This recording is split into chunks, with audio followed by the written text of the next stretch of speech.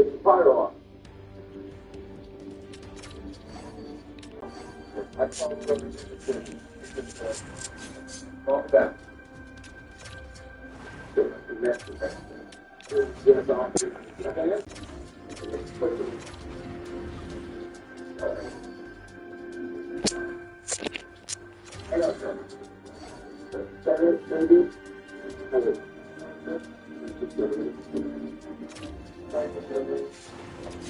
Oh, Christ.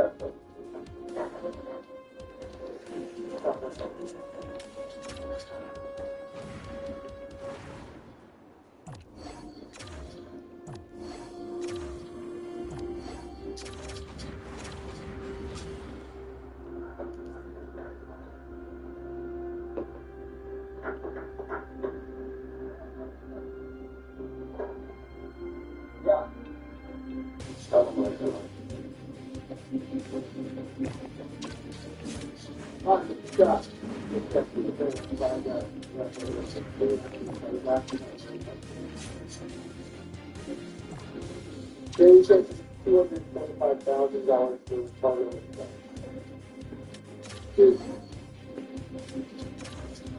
Yeah, I see. Okay, so hold on a second.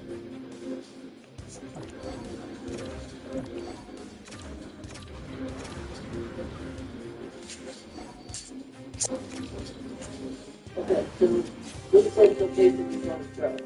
But the settlement for the next year.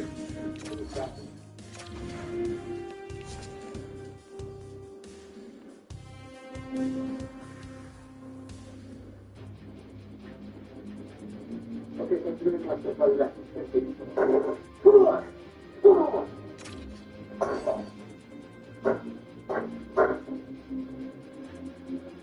Dad, bump the fire with us. Never mind, I got one here. Mark? Yeah? Listen, I don't want this one picture of this guy. Tell me to change the clothes and send them over. I got your luck. Yep. Great.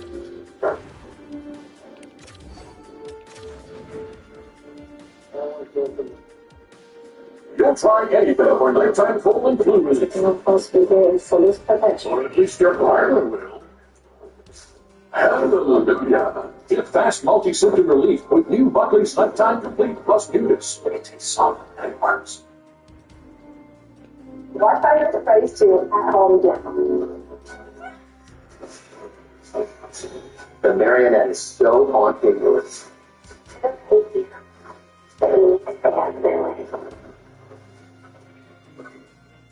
All right, guys, it's been a few days. We've wound down a bit. I think it's time to start the Bloodborne tier list. Thank God we were starting to be in each other's throats over everything. Bill and I were at each other's throats last night. I love throats. Bill, have you really played this game? Don't worry about it. Let's all just have a good time, fellas.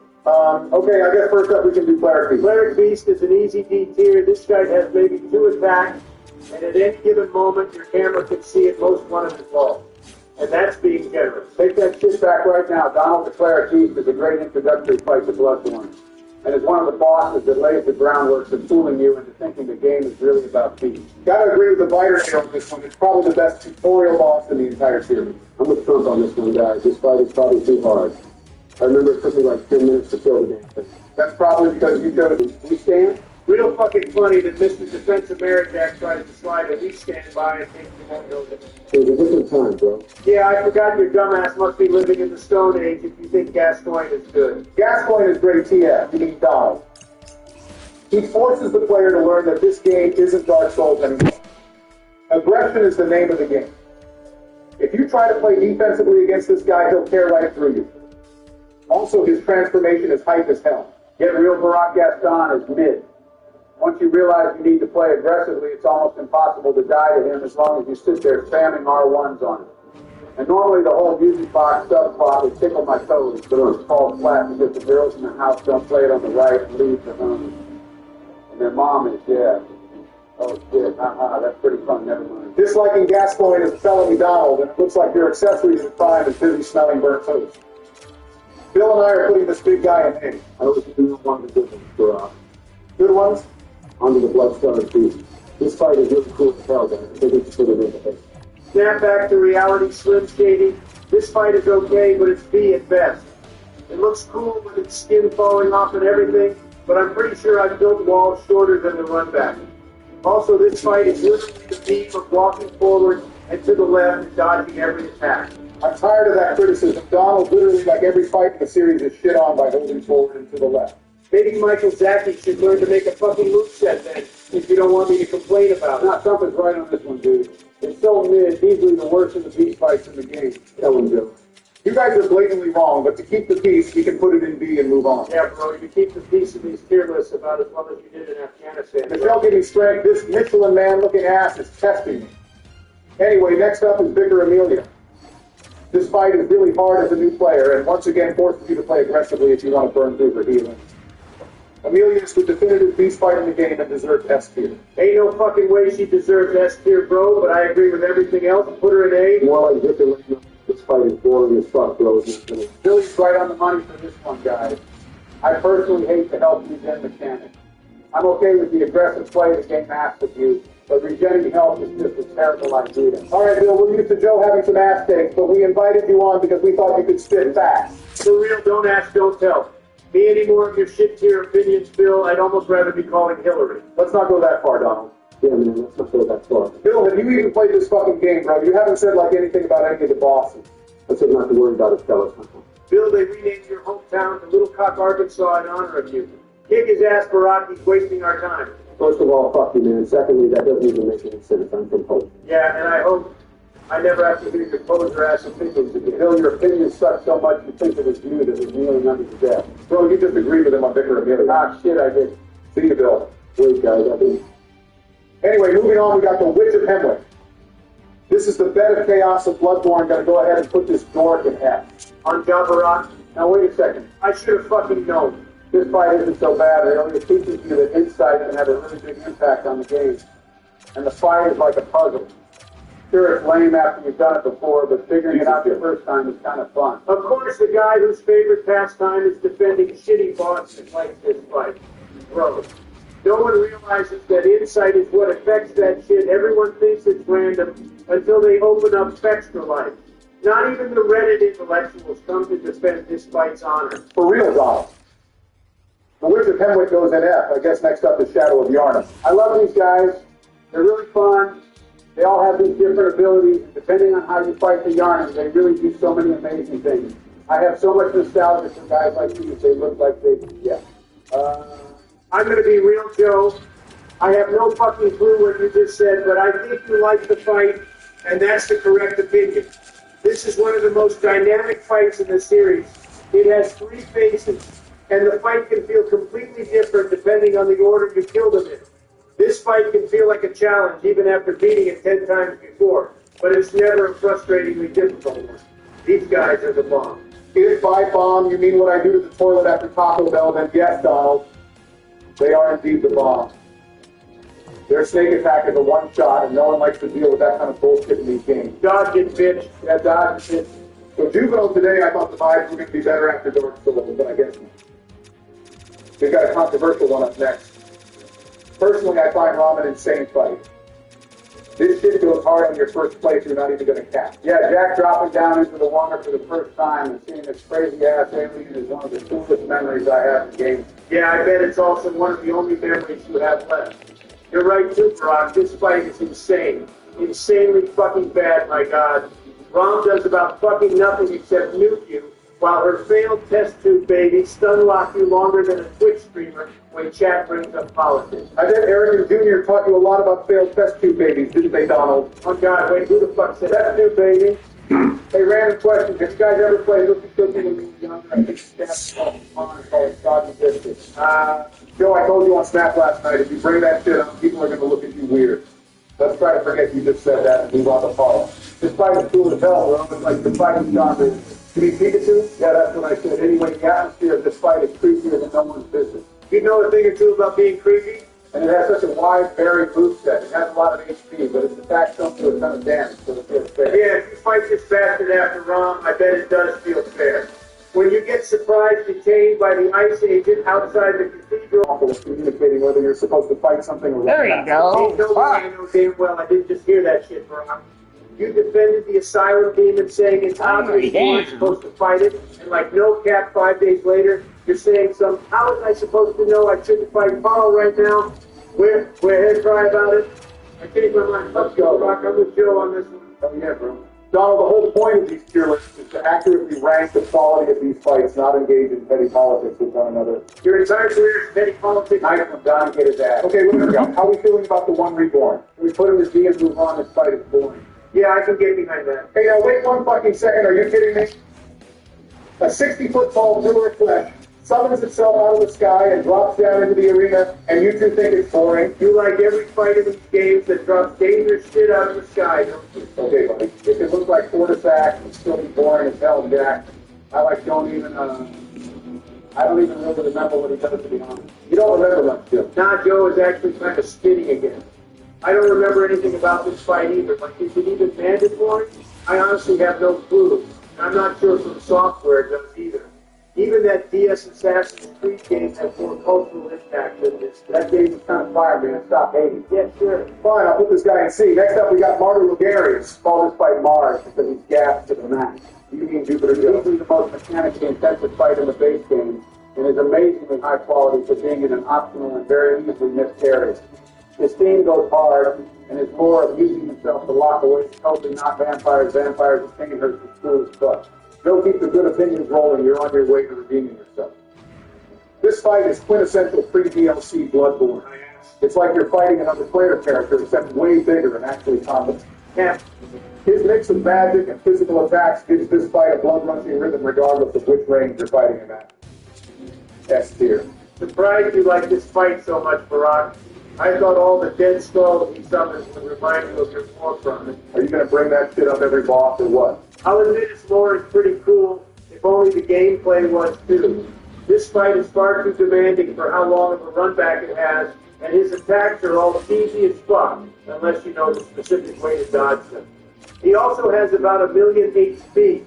Trust me, I counted. Maybe if you ever refuse your weapons to the chance to do some fucking damage, John. I don't want to manage all that shit. I thought I was playing Victorian Dark Souls, not Diablo. For real, he doesn't even have that much HP. He does. He just diffused Ludwig's holy blade every single playthrough, so he wouldn't know. Insult LHP again, and I'm kicking your ass if this fall faster than Bill. The rock throws in there. Don't you dare! Oh, come on. It feels like we've been doing this shit all day. Let's wrap it up with the Nicola. This fight is kind of mid and introduced the gimmick boss mechanic to the series where you can only really do damage to it on its fleshy spots. That was Demon of Song, man. My bad, I forgot Dark Souls 2. I agree with Barack on this one. This fight is so forgettable, but so is the area it's in. The fight is mid, I agree. Although the General credit was not the greatest. With that, yes, to credit from Capital One, and it just came with my time. I was able to get a room. Guys, before we finish up this list, I think we should try to cut the toxicity down a bit. Yeah, I think it's been getting a bit too heated lately. Huh? Yeah, got it. Good, so first up we got Celestial Emissaries. Personally think this is an extremely transformative fight that dwarfs every other fight in the game in terms of pure quality. For real, Jack. These little Megamind looking fuckers go so hard it ain't even funny. You guys are so fucking... What's the matter, Funk? Yeah, I hope you were about to say you guys are so fucking right. What the fuck is going on? Go ahead and make these guys a new tier above there. On a joke. Okay, that's enough. You guys are fucking insane, bro. This shit is so F. No fight in the game even remotely compares to how fucking stupid this fight is. Respectfully, what the fuck is wrong with this guy? I bet you $10 I could get you to be toxic again in less than 5 minutes. Easiest bet I've ever made in my life. I should have known. Obviously, this shit belongs in F tier. Let's move on. I fucking hate you guys. Didn't realize I was in a call with Saul Goodman and Kim Wexler. Next up is Nikolai. I like it. I bet you would, Joe. The Venn diagram of people that like Nicholas and people that eat milk and cookies every night before bed is a fucking circle. Oh, God, what do you even like about this fight, Joe? It reminds me of playing hide and seek as a kid. We would run around this big abandoned house chasing the loser of the group, which was you. And then when we cornered them into the last little room, we would all try to beat the shit out of them. Good times. But fuck. Joe, we really didn't need to know that, but thank you for sharing. This fight is one gimmick of knowing how to chase him around the correct way.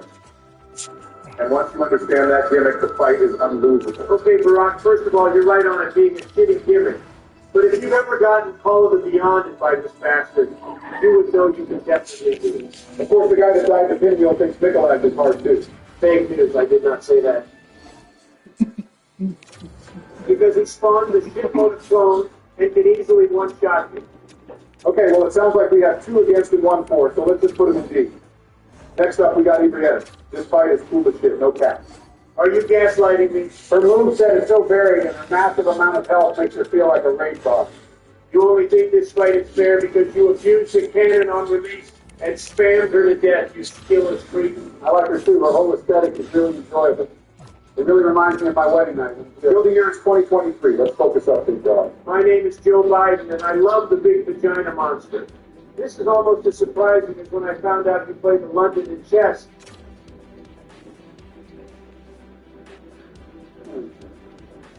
Really, bro? Hey, fuck you, man. I started playing the London in honor of the lad who taught me Sergeant Bishop for the first time. Jesus, not this shit again. I will say that I think not all of her moves are super. Let's go, guys. Yeah, and the ones that do feel like real bullshit are the ones that fucking one-shot you. The whole, like, atmosphere of the fight and the arena are all right, but she's held back by a couple of her moves. Points. What's your vote, Joe? B for Butt. It's not a bussy. Her name is literally Daughter of the Cosmos. A man can dream, Jack. All right, next up is Margo's Web. This is the best fight in the base game, bar none. This shit goes so hard, it's unbelievable. Cool aesthetic, cool attacks, cool visual effects, the whole 9 yards. I think I gotta go with the Trumpster on this one, especially as it's probably the real final boss in terms of difficulty. Not exactly surprised the 2 greatest fans here enjoyed the greatest matches off, but that's my fault for having higher expectations. The fight is hard as hell the first time with an absolutely insane run back. He basically only has a few different kinds of attacks. Really? And you go shit from the guy that bankrupted like 6 different casinos.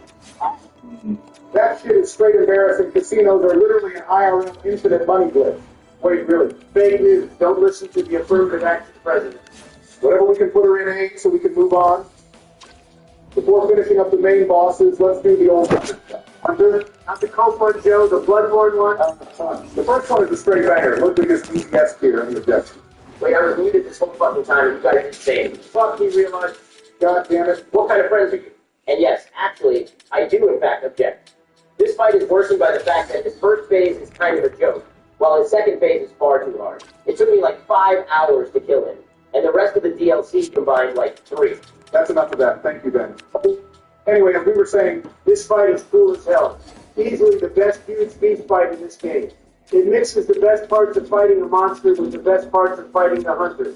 And that soundtrack, my god. Art, S. this fight is a load of malarkey. What are you guys even saying, man? Really S tier? I mean, Barack, you only like this fight because you're a groupie for his OP ass weapon. Trump said that shit like 2 days ago. You aren't clever. His jump attack where he lands on you anywhere in the room is worse than being your PT. If the camera was half decent, maybe it'd be acceptable, but as it is, you just can't see shit and are forced to time it. Despite your character easily being able to just look up. They think you got how to stuff because you were the one playing it. It's a bit of a tear to make you happy this month, Joe, because you're on thin fucking ice. Let's just get Lawrence the first picker out of the way next. I literally don't remember anything about him except that I disliked him. For real, the rest of the DLC is okay, and this guy just feels so tacked on and kind of out of the way. I kind of like Lawrence the First Arabian. Are you thinking of Lawrence of Arabia, Joe? Oh, yeah, I am. That was a great move. It started in theaters many times. We're talking about the boss, Joe. Yeah, the boss is good, too. He has, like, Latin playing in the background of his music. Dito Tus, he married Dito Tus. Do you even know what it means, Joe? Brock, if you thought that Good One's comment by Bill 2 days ago was bad, you'd hate to know what Joe just said about you. Fuck you, Joe. I thought we were tight. Next up are the living failures. This fight is easy as shit. Let's just put it in F and move on. I concur, Barack. This was the only fight in the game I beat first try. I never even got to see half of their moves. It's over so fast. I agree this fight is some ass, but they are not easy. Trump ain't no way to get your cheeks slapped by these guys. They take almost no damage. This shit takes so long, bro.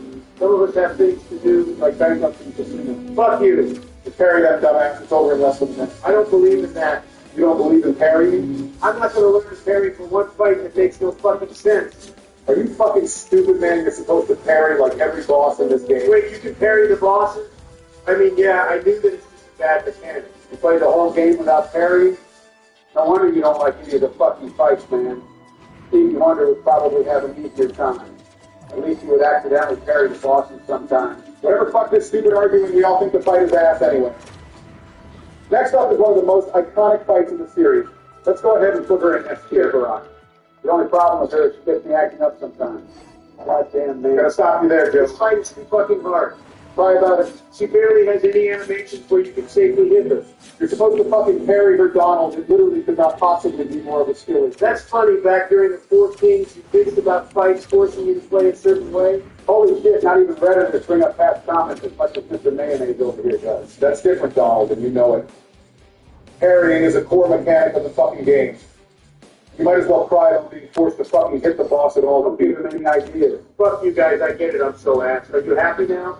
Never felt better, thank you. Literally everyone knows Maria's so hard as shit. Next up is the Orphan Coach. This guy has a really cool and disgusting design. And some of the coolest move animations in the series to this day. He literally uses his attached umbilical cord as a weapon. I just don't like how the fight feels a bit too easy if you parry him. It's too hard if you don't. Fuck, never mind. I hate this fucking bastard. No wonder he's an orphan. His parents are probably Syrian like Barack. You know one fucking joke, don't you? Barack, do you actually like this fight? Yes, I do. This fight is the perfect culmination of what From Software was going for by making every fight feel like a dance. The rhythm and back and forth between yours and his attack timings are extremely punishing, but extremely satisfying. Every attack actually feels fair, even if it's hard. That's beautiful. Sorry I stopped listening halfway through your speech. This fight is ass. At least I didn't steal my speech. Try it, man. Barack, this fight is too hard to be S tier. These games are supposed to be fucking hard. What is wrong with you guys? Whatever, fine, I'll put it in B, but I'm not happy about it. We're on to the last two fights in the game. First up is Gehrman. I really don't like this fight, guys. He pretends to not be able to walk all game, and it turns out he can't. I can't respect lying. First of all, who fucking cares, man? Second, that's not always how wheelchairs work, you ableist bastard. Yeah, Joe, you're kind of being an ableist bastard. Whatever this fight is lame. You're testing me right now. Hunter enemy in the game, even the non-boss one. So stupid. You are a fucking rat if you think German is lame. The cutscene where he pulls his scythe out is so iconic. It's also cool as shit how he tries to kill you to put you out of your misery. He's actively trying to help you. For real, German is hype as shit. You're fighting the guy that's been helping you through your hunt for the entire game in order to take his spot and put him out of his suffering, and he's doing the same for you. A tier minimum. Agreed. Whatever, let's just move on to the food presents. I actually like this fight. You get to eat umbilical cords. The fuck? Yeah, you know, that's how you trigger this ending. You eat the umbilical cords. That's pretty cool. It's kind of like real life. Joe, the more I learn about your life, the more I need therapy. Help me God. Anyway, the cutscene of this fight is cool as hell. It literally comes from the moon. Or like it's the moon, who knows. But it's cool as hell and you literally turn into a baby one. I love that image. Yes, we get it. You like the idea of sniffing the doll's hair all day. The fight is kind of lame, though. It's way too easy. I don't remember much of its attack. I don't think I've ever died to it. You probably did.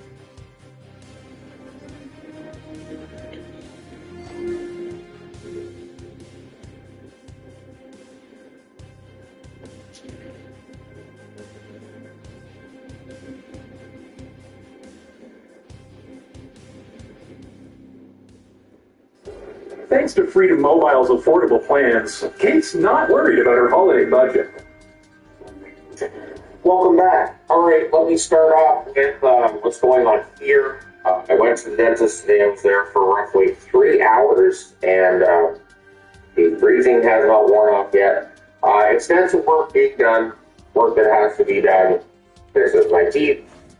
But this is why I haven't done a video yet today. So this is a video for all you fine people on the internet.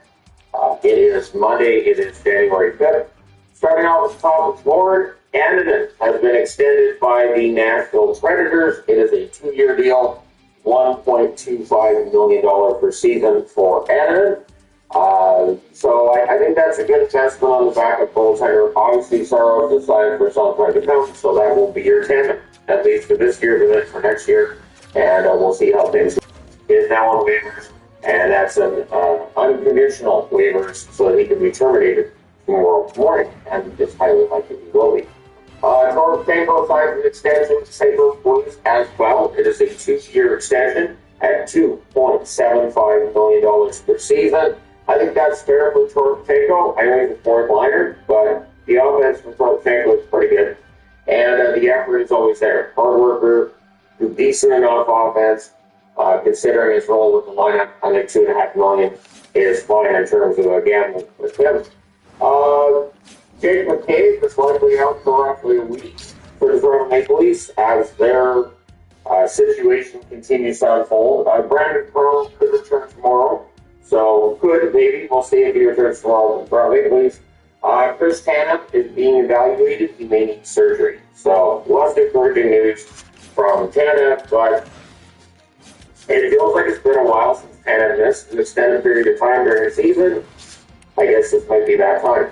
Either way, hopefully back sooner than it sounds like it's going to be, but Toronto's still dealing with a lot of injuries this season. Seth Jones is week to week. He is expected to be healthy for the Olympics. Anytime it's week to week, my answer is, well, that's 2 weeks at the very least. So, with the shutdown of the NHL and going over to Milan being in about a month's time, anything further than 2 weeks will cause some definite concern, you would think, both from fans and from people who are, in charge of the Olympic teams. But it does sound like he's not going to be threatened when it comes to this spot on Team USA.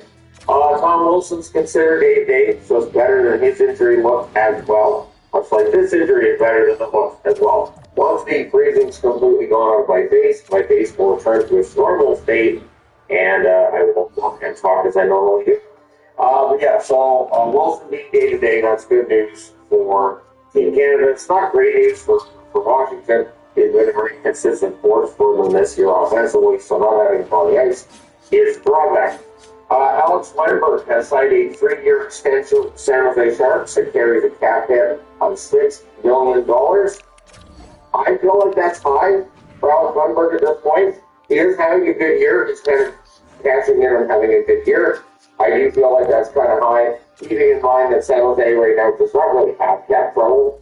But once that Celebrini guy, once Will Smith, once some of these young guys start wanting to cash in, there's going to be cap trouble soon enough. But Lindbergh's contract, maybe that doesn't affect it. We'll see. But he signed a 3-year extension at $6 million to stay there.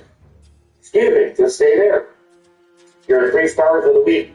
Nikita Kucherov of Tampa Bay Lightning, number 1 star. So, wearing Kucherov because, wearing my Tampa jersey, I'm not actually wearing my Kucherov. He played 3 games, had 3 goals, 7 assists, 10 points. He's first star of the National Hockey League this week. Second star, Sidney Crosby, 4 games played, 4 goals, 4 assists, 8 points. And Austin Matthews, third star, 2 games, 5 goals, 1 assist, 6 points, and he passed Matt Sundin for the number 1 spot on the Toronto Maple Leafs all-time goal scoring list. So don't argue with the Matthews does not belong there. Hampus Lindholm, out with an undisclosed injury, he's going to miss some time for Boston. This is a setback for Boston. Team that has been good on and off here and there for the whole season, really. And so Lindholm being out, that's going to go to defense. We'll see what happens there. This is a team that's grown on Hampus Lindholm and Charlie McAvoy on defensive times over the last 2 years. So they are no stranger to being without one or the other or both. We'll see how things go with it on the lineup this time around. Brady Tkachuk. So the other night when he took the sacrifice from Logan Stanley, he was more than willing to drop the gloves and answer. However, he didn't fight because he did just come back from injury.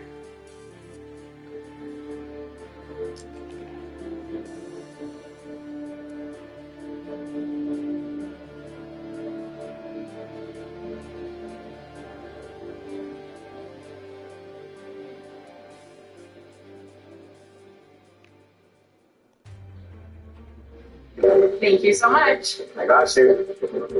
I owe you one answer. No worries. Navigate the season in the new Kia Sportage. Right now, get great leasing and finance offers. Kia, movement that inspires. This January, it's Pasta Tuesday every day at Boston Pizza. Our pastas start at just $11.99 all month long. Create your own or go gourmet for a little extra. Plus, the deal continues every Tuesday all year. Hungry for saucy savings? Hungry for BP.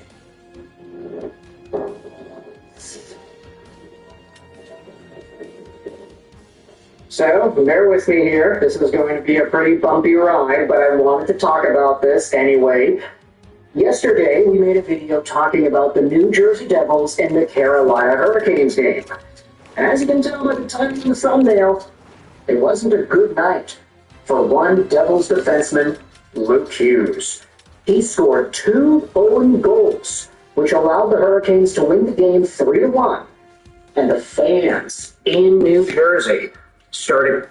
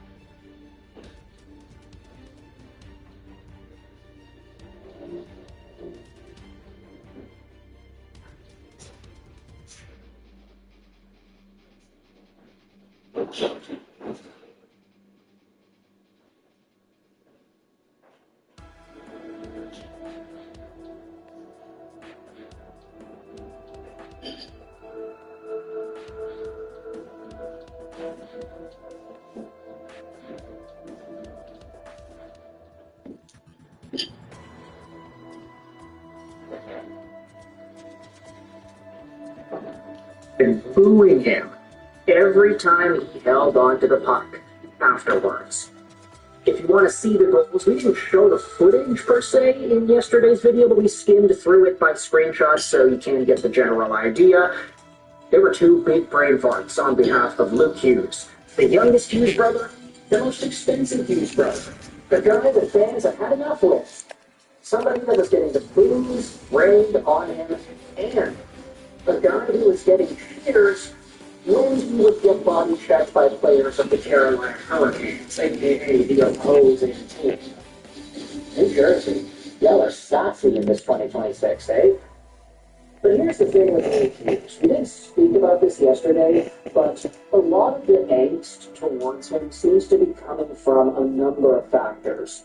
Firstly, it's the fact that he is making $9 million a year. That puts you in a territory where you're literally making the same amount of money as Cale McCarr. You are making more money than Jack Hughes and Glenn Hughes. There are only 11 defensemen in the National Hockey League that are making more money than Luke Hughes at $9 million a year. And Hughes is making more than guys like Moritz Seider, Miro Heiskanen, Jake Sanderson, Victor Hedman.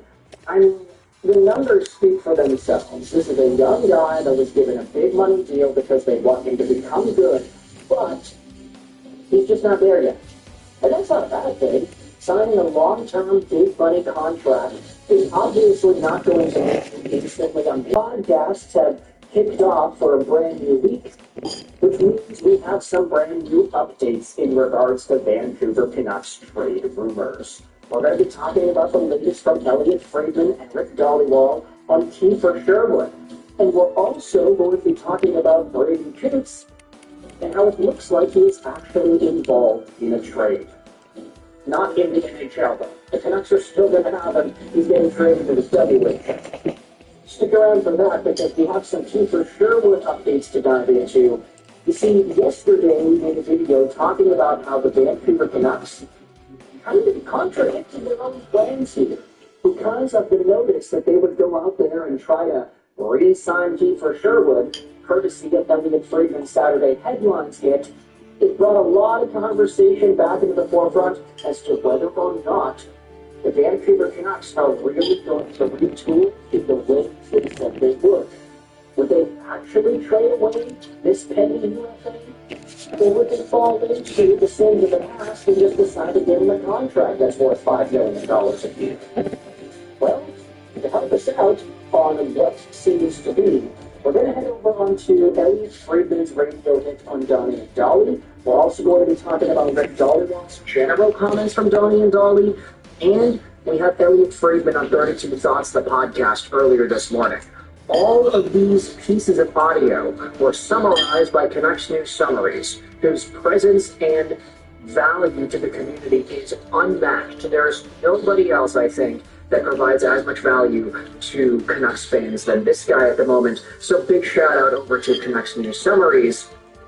This is what Elliot Friedman said on Rick Dollywall's Donnie and Dolly in regards to Kiefer Sherwood. The two sides, Sherwood and the Canucks, had contract talks, but there is too big of a gap. It's more likely than not that he gets traded. He's unlikely to re-sign based on the size of the gap. So there we go. We did mention this in the video earlier in the weekend. Hey, Kiefer Sherwood, if they are offering him a contract, that doesn't necessarily mean that anything is going to get done. It just means that they've offered him a contract. If anything, you can debate that this piece of news, the idea that Vancouver is offering Sherwood another deal, is more so just an incentive to try and up the trade price from other NHL teams. You can say that it was a smokescreen. You can say that Rutherford has the idea of, hey, we're actually trying to re-sign this guy. So if all y'all other NHL teams want him, you're going to have to increase your bid. But as we are about to find out, maybe that's not actually how things are going down. The Canucks have a price for Sherwood, and they are waiting for somebody to match it. Dollywall says one team told him that price is high. The Canucks want the best deal, and other teams want to acquire him for cheap. The Canucks are willing to move fast if they get an offer they like. Dollywall also said, or Friedman said, he doesn't think the Canucks are asking too much. And as of the weekend, the Canucks have not given other teams permission to talk to Sherwood, mostly about an extension. So that, of course, makes a lot of sense here. It doesn't seem like the Canucks are willing to open their client up to negotiations for those extensions. This is what Rick Dollywall said on the same Donnie and Dolly program. Both sides have spoken about a contract, but the gap is too far apart. The most likely scenario is that Sherwood will be traded. Dolly wonders if the Canucks wanted longer term and then there's the same update at the bottom. Sherwood doesn't have permission to talk to other teams. However, it seems like most teams won't trade for him unless he resigns. So that is going to be a pretty big obstacle for the Vancouver Canucks. It means if other teams are not going to be super enthusiastic to trade for this guy unless he's got an extension, I feel like that is pretty misguided.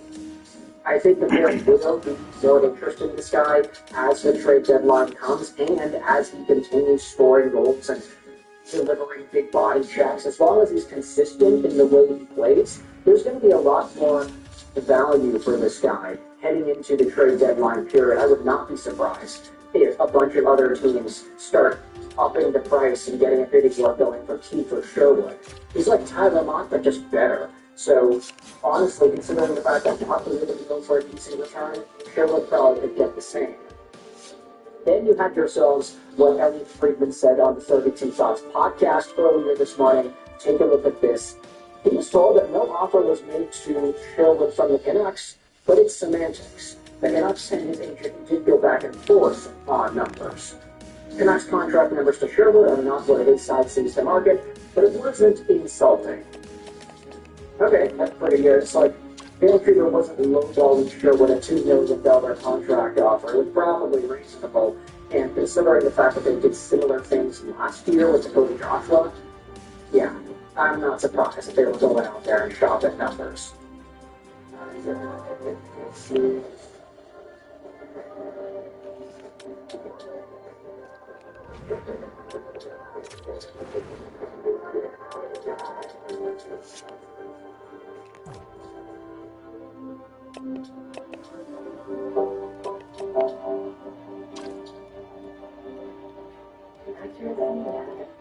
Friedman also goes out here and says that he thinks the Canucks were seeing if they could re-sign Sherwood for under market value. He doesn't even know if the Canucks believe it would happen. There's a gap between what Sherwood wants and what the Canucks value in that, and then Friedman says he doesn't have a good feel for when a trade could occur. The noise around Sherwood has definitely increased the last few days, and then in trade negotiations for UFAs, teams will ask the trading team if they have discussed a contract with the player yet and ask what the player wants on their next deal. So assuming Kiefer Sherwood's representation hasn't totally gone out to lunch and asked for a $5-6 million AAV contract, Vancouver probably has the necessary information to sell other teams on a contract extension for this player. It's probably like, okay, Vancouver, what is Sherwood asking for in his contract negotiations? I don't need you. I got a problem. Say, oh, well, he's asking for 4.5 by 4. And if the team thinks that's a reasonable price to pay for him long term, maybe not, maybe so, who really knows? Then we'll see whether or not that actually entices the team to be comfortable with trading for him, especially with this note that most teams won't trade for him unless he resigns. It does seem like for Sherwood is only going to get used to the team that feels confident that they can bring him back, unless they're just strictly going for him as a pure rental move sometime before the trade deadline. Now, let's get back over onto this, because Elliot Friedman's $1 million did have some other conversations. He spoke about Tyler Myers and Philip Roenick. He doesn't think they're going anywhere. Canucks' other UFAs are out there too. And then Friedman talks about Gavin McKenna. He didn't have the best World Juniors, and the struggles this season will be good for him in the long run. Speaking about that World Juniors, let's go out there and quickly assess Braden Coots and his situation with the Seattle Thunderbirds. This season, he has gotten 23 points in 17 games as the captain of the T-Birds and 1 goal in 6 World Junior games. Now, this is what was tweeted about by Rick Dollyball earlier this morning. Lots of teams are calling Seattle for Canucks #1 draft pick Braden Coots. He could bring the Thunderbirds back 8 pieces. Keep an eye on Prince Albert and Edmonton. The Giants are expected to make a lot of trades. Leading scorer Cameron Schmidt could be on the move too. And then it turns out, it seems like Braden Coots will be heading over to Prince Albert in the Raiders organization. Now this is actually great, because if you take a look at the WHL this season, Prince Albert is one of the best teams in the league.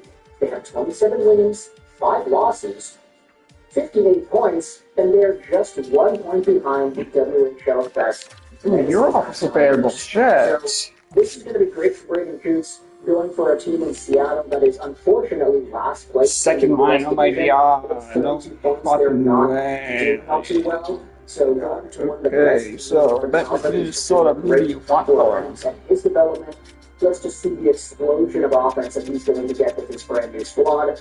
With that in mind, though, I want you to let me know your thoughts in the comment section below. How do you feel, firstly, about Braden Coots getting traded? We don't have the official details yet. It seems like he could be getting a haul. You want Thunderbird. Essentially under Friedman, Rick Dollywall, and of course, take that. So in the comment section below if you enjoyed this special Spurgeon would be actually not bad. I'd add him. Better impressions on that blue line for our playoff push. We do actually make the playoffs. You will fit on the second pairing. Shit, this one is coming here. Fuck.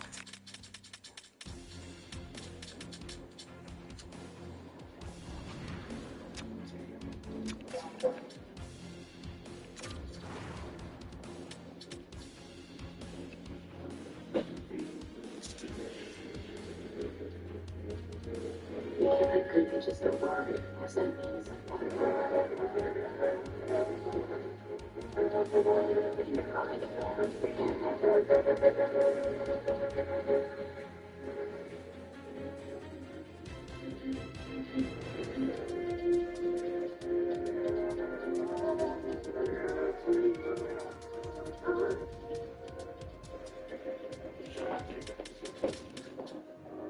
sprinkle will be perfect, actually.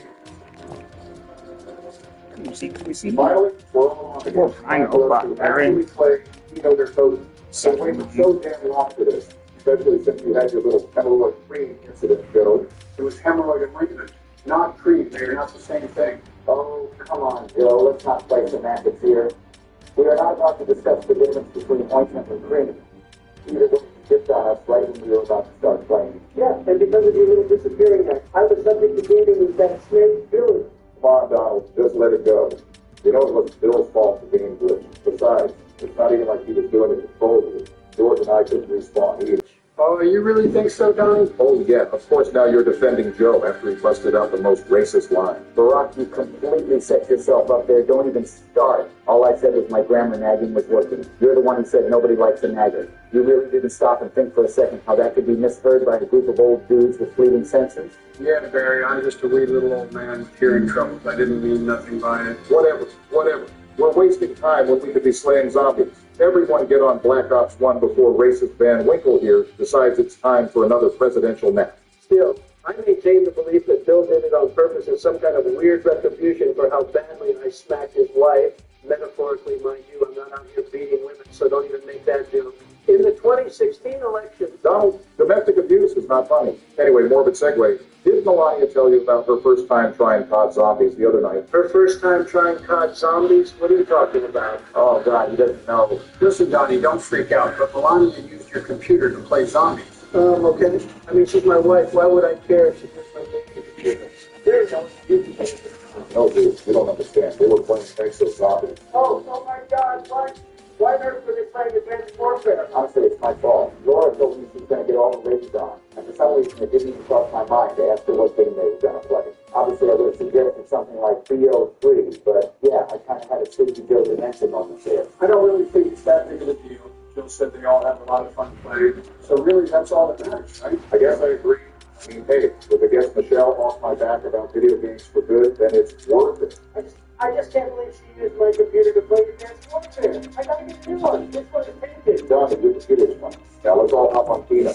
All right, boys. Time to show y'all that the Dawn is still a zombie pro without crunch mechanics. That is that, Donald. Last time we tried to play this, we literally asked if we could switch to the BO3 version instead. But that's actually a good idea, though. If you switch, I lose my baby. What? No, we can't switch. The whole point is that we're playing Black Ops 1. Relax, Barry. He's just messing with you. We know how long you've been waiting to play this, and now here we are playing it. Although, you better keep that in mind the next time I ask to play Baldur's Gate 3. Really? You're going to let us playing BO1, a game we were already planning on playing, to play EG3? I mean, I shouldn't even have to. You all agreed to play it back when Joe suggested Power World. Yeah, Power World. You remember that game? The game we bought and played once and never touched again. I mean, technically, Joe agreed on all our behalf, so I didn't actually say anything. But I guess I didn't object either, so fine, I give you that. Wait, agree to what? I don't remember agreeing to anything. Of course it doesn't. But enough about that. Game started. Man, it feels good to be back. Although, Jesus, my neck will be getting strength behind it. Yeah, I gotta whip out the console commands. Seriously, who thought putting the default FOV to 65 was a good idea? Much better. Yeah, I don't know why the default FOV is so stuck in these older COD games, but at least we can change it with console commands and plutonium. Wait, how do I do it again? My gun's really big on my screen, too. So you gotta hit the key above text, then type in CG_FOV 100. That should be able to do it. Okay, CG_FOV, and then what was it, 10? Whoa, my game is super zoomed in now. Not 10, you got it, 100. Wait, I might actually like it. It's easier to see with my fading vision. Ah, yes, there it is. The best starting wall weapon in this game. The Goat Olympia. Ah, hell no. Blood did not pry the Olympia off the wall. Rocka, you don't want to hear it. You're probably an M14 user. Disgusting. Now hold on, let me fix this FOV so I can go faster here. Unironically, can you commit anything to memory anymore? How many times do I have to remind you, Joe, the FOV does not actually make you go fast. Oh, by the way, I want the M14 off the wall just to spite you. Fuck you, Joe. Blasphemy. Olympia game for life. Okay, seriously, I can't not say something about this anymore. Joe, why the fuck do you sound like that? You sound like 10 times sleepier than usual, which I didn't even think was possible. Barry, George, back me up here.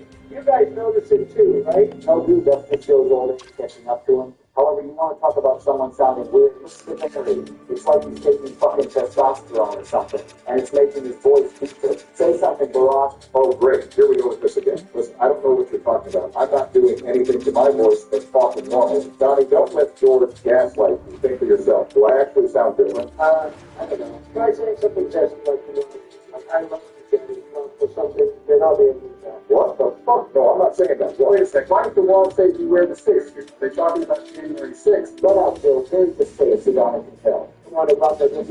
Just say it inside, but I'm pretty sure your voice sounds normal to me. George's mind is probably going to work with Bill here, but I just need to hear that one line to confirm it. Whatever. If it's what you gotta hear, so be it. I love you guys. Happy now? Oh, yes, very happy. Hold on one second. Wait, Donald, so does it sound weird or not? No, I don't know. He sounds like Rock. Maybe let's get into that fact. This is what it's all about. Let me look at very right. I love you guys.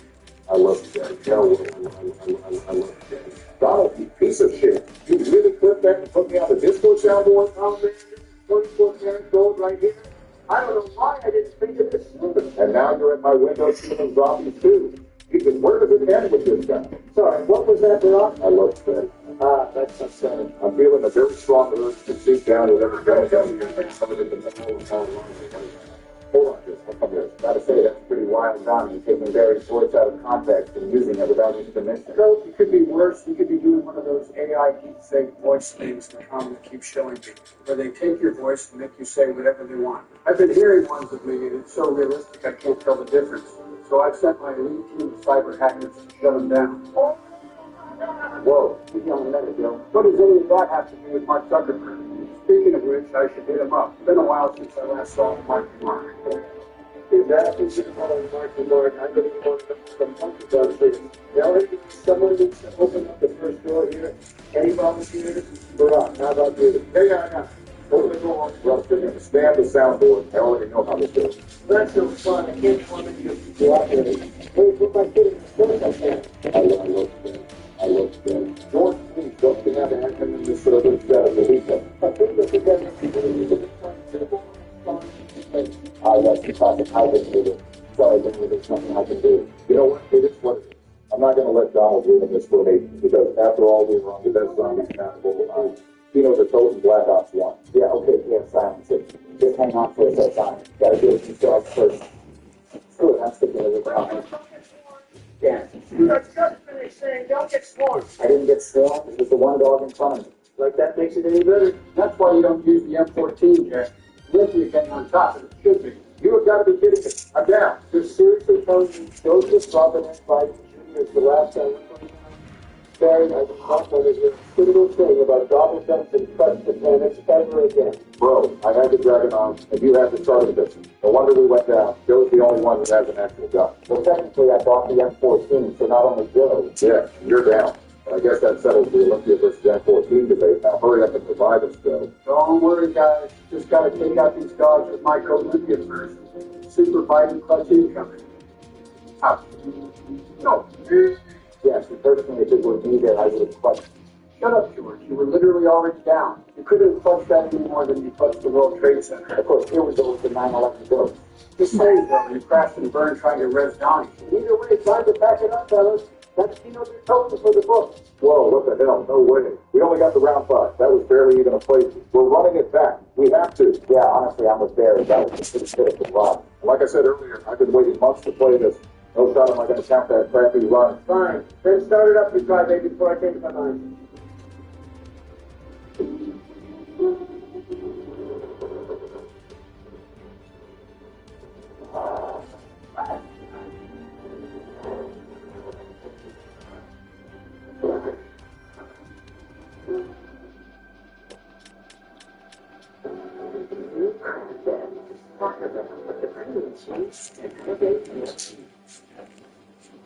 All right, now this time, let's actually focus on the game and not go down before we get to double digits. Hey, I was the last one alive, bro. It was you guys who couldn't handle the OG zombies. Whatever, Joe, you got lucky because you had the stupid Olympia. Once I hit the box, it'll be a piece of cake. Definitely can't forget to interact with all the meteor rocks for the music Easter egg. Oh, yeah, 115 is probably the best song in all of zombies. That is absolutely false.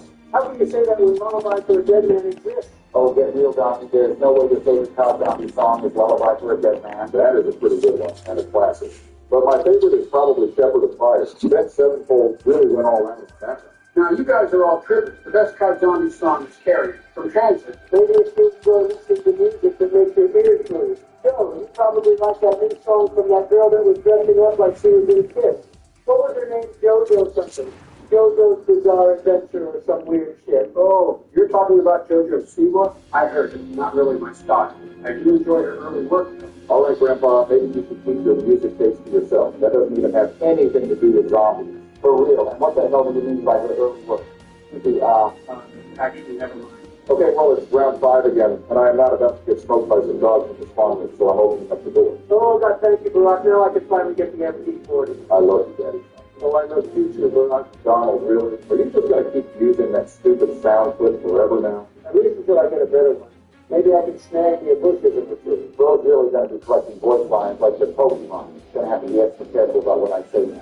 Ooh, click me next. Here, I love you, Daddy Trump. Is that good? Joe, it's not the same when you want to express. No, I think Joe has a great idea. He totally replaced mine with his line. No, yours is just too perfect, Barry. Anyways, I just turned on the power. I love you, Daddy. You're welcome. Just doing my part to help out. Unbelievable, this guy. Does anyone know where the box is? This Q63 is almost out of ammo. Joe, you bought the PN63. Why didn't you just buy the MP40? My goals are far beyond your understanding, George. I even bought this heretical M14 to try and get into the mindset of an M14 user. What did you learn from Great Life? Yeah, looks like the box is in the alley.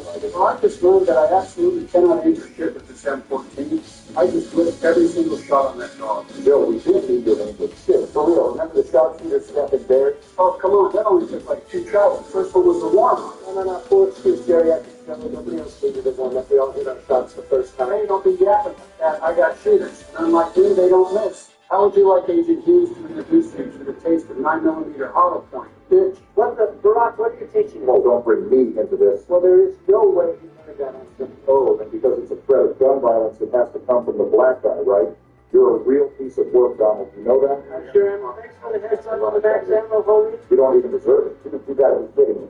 The N72 law, I'd rather not have a gun at all. Yeah, well, at least you can hit the box. I've only got 720 points. I'm a freaking brokey. Well, you better get used to it, because being a freaking grocer isn't going to stop at Todd's office. With those hundreds of millions you're being ordered to pay by the court. Yeah, wasn't it like 300, 400 million or something? They just say that it might be time for some downside for dogs. I think the bone on that. It was like 175 million. Yeah, thanks to your buddy Don Hankey and his insurance company, Night Specialty, or whatever it's called. Oh, yeah. Whatever it's called, it's just straight up in the company. As if you don't know. Can you stop poking around my legal business? Hey, it's nothing personal, man. Just keeping up with what's going on. Like that gang order case. I mean, how can I not when a guy literally self-immolated outside the court? Hey, don't blame me for that. Got my phone turned himself into an Iron Man zombie from Canada. Damn, Johnny, that is extremely messed up. Seriously, way up front. And besides that, you really got this publisher dude, David Becker, to embellish stories about your opponents in the 2016 election. Come on, just people aren't buying the phone about Nicholas the day. I'll tell you what's not bullshit. You paid 130 grand to Stormy Daniels to keep your little mushroom wiener a secret. Okay, seriously, what the hell is this? Are we playing? Actually, Donald, I did acknowledge her, so you're not even right about that. Of course you did. You can only keep this up. Wait a sec, Donald. You came at me in Barack, but you didn't even say anything about George. Wait, I'm just sitting back and enjoying the petty squabbles. I'm an innocent bystander here. Right. Just like all those innocent people affected by Hurricane Katrina that you were so eager to help out when you flew over the wreckage coming home from your vacation. You know, there's a reason Kanye and I are slimes, and all he said about you was that you don't care about black people. God, Kanye is like a neo-Nazi. I would not be bragging about being slimes with him, but I guess, then again, of course, you would. Congratulations. Damn it. Okay, I guess you've got a point, but still. Anyway, enough of the politics. We're only on round 6. We need to kick this zombie slaying into high gear and get the count. Forget that. I don't even have a gun I want to upgrade yet. The ballistic knife? Oh, fuck me sideways. Take a time, no balls, shoot balls. I mean, I'll take it for a few minutes to rack up some points, but ain't no way I'm going to keep this hunk of junk. Obviously, it would be nice for the revive, but Donnie isn't really known to be one to make sacrifices for the betterment of the group. Oh, crap, I'm stuck. Jeez, this would be a perfect time to have it done. Or I can just revive you normally like I'm doing now. Ah! Well, there you go, Joe. There's your sacrifice. I'm trying to res you and you got me killed. It's all right. I just got a decent bill coming to revive you guys. I got Don the doors of U.S. Joe. I got also brought, I just figured you started thinking, yeah, my MP40 is out of ammo, but I don't want to get rid of the 1911 because I'm keeping them to get the Mustang and Sally. That is the real Obama gun. Oh my gosh, guys, I just got the ray gun. Looks like I'm the captain of the ray gun but this time. Well, you were the first to get one, so it's only fair. I got the commando. Definitely not mad about that. You guys will all refer to me as the Dread Pirate Rock in that movie, The Princess Bride. Not to be confused with the other Dread Pirate Roberts, that guy who sold drugs on the dark web. I think Hunter took up Batman. Inconceivable. What is? Rob, it's a quote from the movie.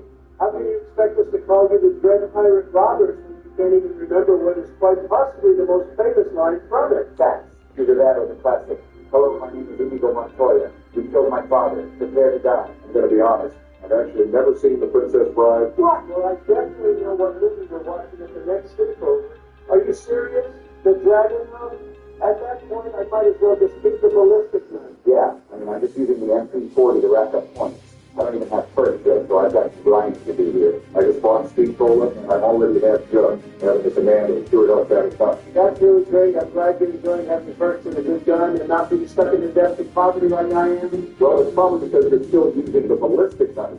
Don't you have the MP40? Why don't you just use that? Well, obviously I was using it to get melee kills for more points. Everyone that plays Dominus knows that. But it's getting pretty weak, and I don't exactly have the cheddar to upgrade to the Bowie knife. Now would be a great time to pop a couple extra credits, but of course this is Boomer Black Ops when your moral security players go on about how they're doing some of their games like Mr. Commando and Perfect over here. Holy mother of gapping, Batman. Quit complaining about how you have to actually play the game to get good gear. You like the easy mode having everything handed to you? That's fine, but here, there is none of that. No gobblegums, elixirs, afterlife exploits to open doors for free, or glitch spots for you to take advantage of.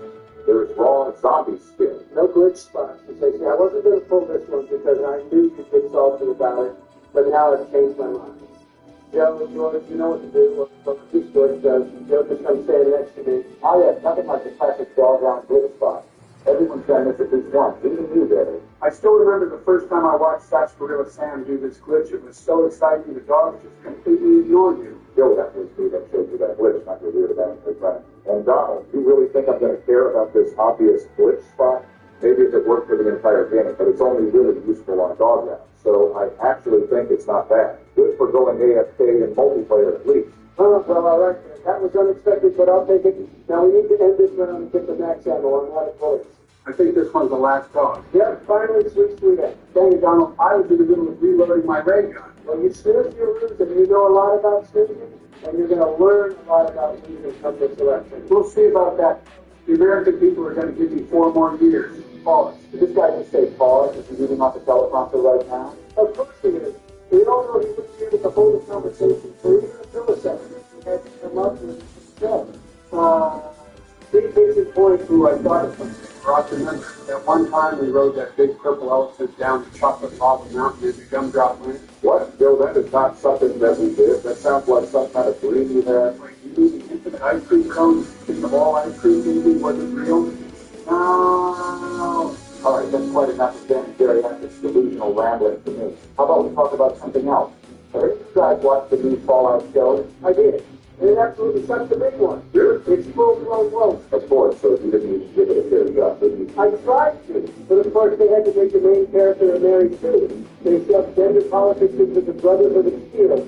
Made the whole war over capitalism instead of China striking first, and totally retconned the story of the book. What a show. Oh, wow, okay. Well, me personally, I actually like the show. What are we talking about? Fallout Boy? Yeah, they've got some okay music, a little too new age for me, but I can see the attraction. No, Fallout like the video games. Have you ever played them? Oh, I see. I do vaguely remember playing it. You have to leave the vault to go find a new water chip because the old one's busted, right? They made a show of that game. Holy Jesus, he's talking about the original Fallout from 1997. You know what? Just forget it. For us, you should check it out. Don't listen to Donald. It's worth a shot. We'll see. I still have to get around to watching the rest of Invincible Season 2. Apparently there's some sort of knockoff Spider-Man cameo in this, so that sounds pretty cool. Invincible, like that guy from Fortnite? He's in Fortnite. He's not from Fortnite. He's from the comic Invincible. Sorry to interrupt your lessons, Mr. Dirty, but I just got the motherfucking ray gun, baby. Ray gun boys. Ray gun boys. Then he just got Johnny's ballistic knife that he put back into the box. Thanks for that. I bought mule kit so I can try for a ray gun, although I guess it'll be my third gun. Hopefully I don't go down. Nice. Of course I get the teddy bear first hit. Seriously, Barack? You come over here while I'm hitting the box and immediately move it? Oh yeah, like it's totally my fault I got the bear. What do you want me to say?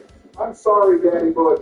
Guys, it's okay. Don't fight. There's a fire sale right here. Everyone get into a box. Donald, please tell me. So you bet I did.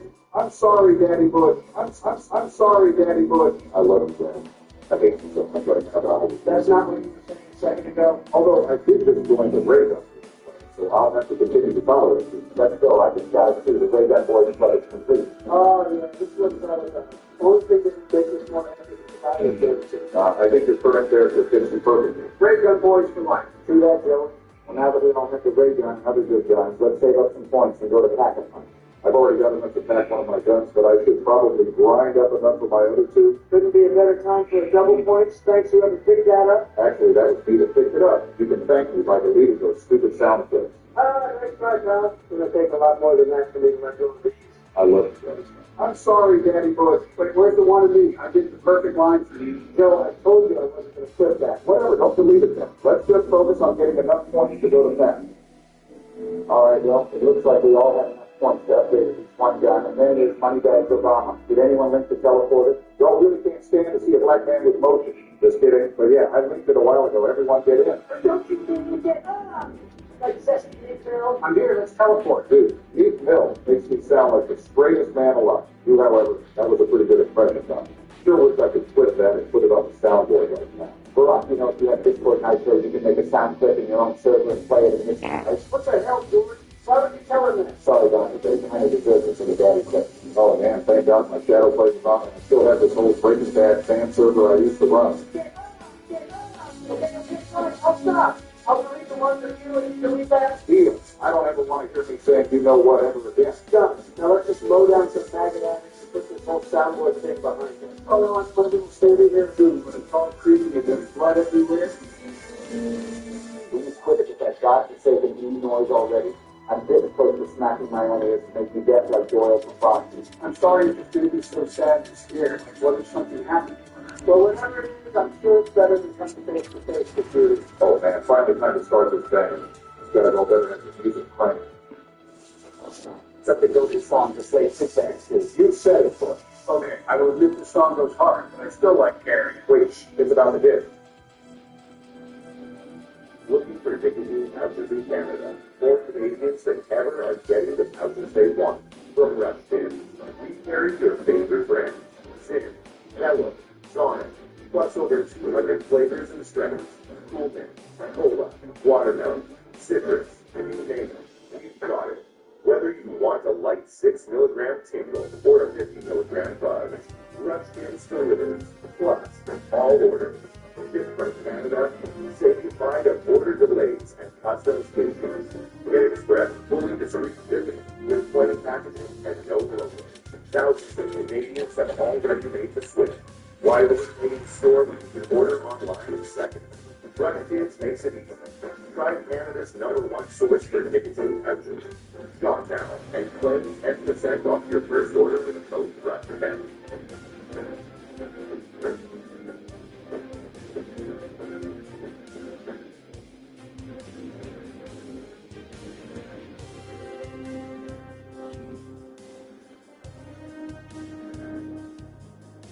Dude, there's like no zombies around me. Probably because I got the menu to spawn with. I'm just jamming out guns for these pub buckets with my regular. Well, I need points, Dad. I only have Juggle Speed Cola. Plus, I gotta pack my race up. I'm not stopping you from getting points. You need some. Go find some zombies. Man, Elaine Sigmund really went all out in the vocals for these songs. Nobody does it like her. All thanks. No printer. I just got a fire stick. I'm all set gun-wise, so I'm not even gonna bother hitting it, although I guess I should try to promotions. Yeah, that's what I'm doing. Will definitely come in handy for the higher rounds. Wait, no way. I got the Thunder Gun.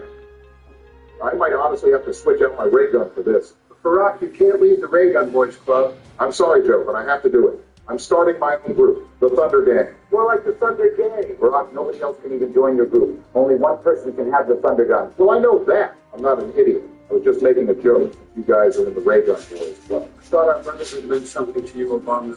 Clearly, you don't care at all about the Ray Gun Boys. Oh, it should be dramatic, though. If you pulled the thunder gun, you would have taken it. You don't know that. Keep telling yourself that. I'm going to hit the teleporter to go pat my thunder gun and put this film reel in the camera. Just wait for me. I almost have enough to pack my ray gun. Okay, well, hurry up. All right, I have enough. Let's go. I'm ready. Oh, shit, I'm getting smacked.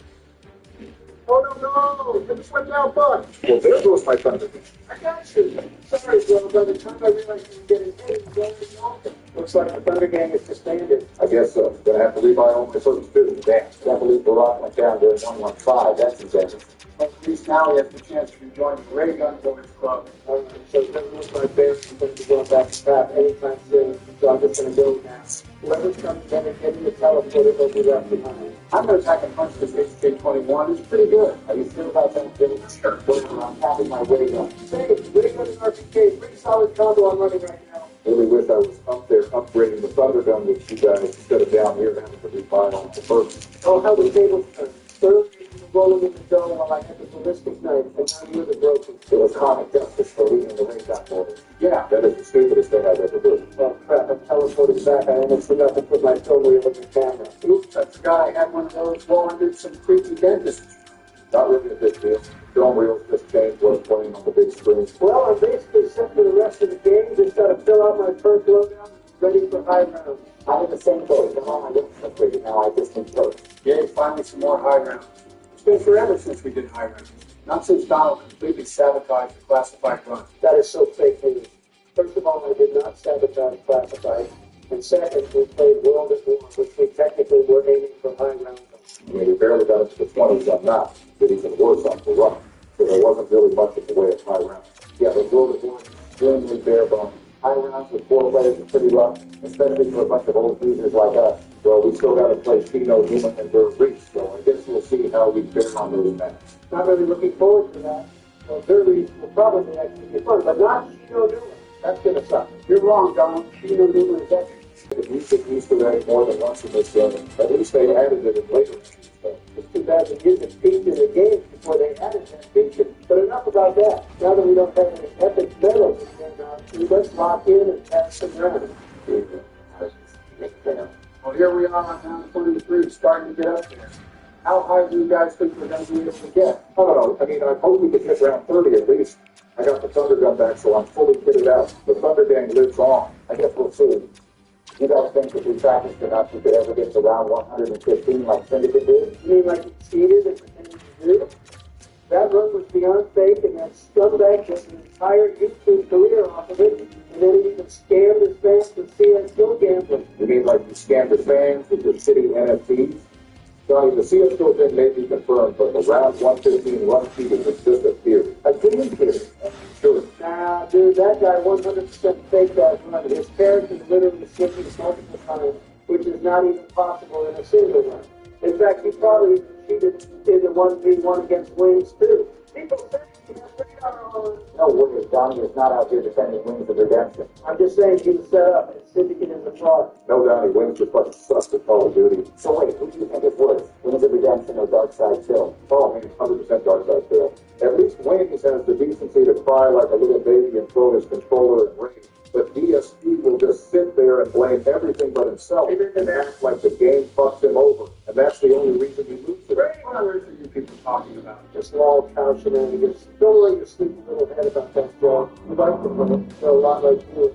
I don't know, Donald, you're constantly blaming the loss of the 2020 election on everything but yourself. It comes off a little DSPS. So I'd say they have more in common with you. But anyway, to answer your question, Jordan, no, I do not think we're going to hit round 115, even if we practice this match every day. It takes way too much time, and Bill would obviously fall asleep long before we got there. I know I'm typically an advocate for high rounds, but 115 does sound a little unrealistic. That is, unless we sat in a good spot or something.